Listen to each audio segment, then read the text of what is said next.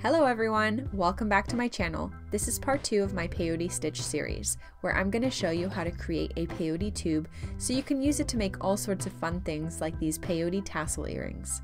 This tutorial picks up where we left off in the previous video, so if you haven't already, check out the even count peyote stitch tutorial linked in the description. Okay, so now that you have several rows of your even count flat peyote stitch, notice how the beads on either end alternate.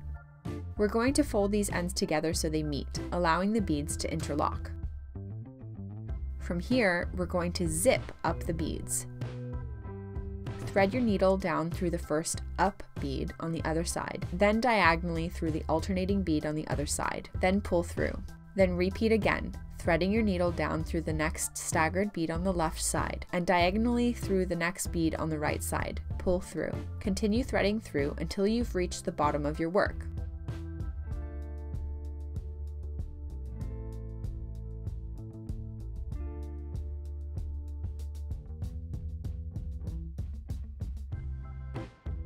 Now you've got a tube shape.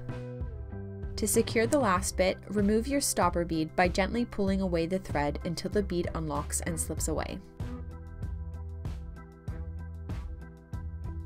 Pick up your needle and thread through the bead that your tail comes out of.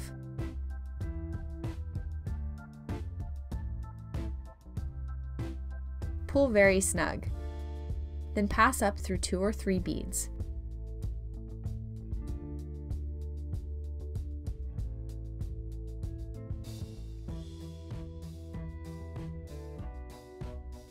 Then pick up the thread in between the beads and tie off.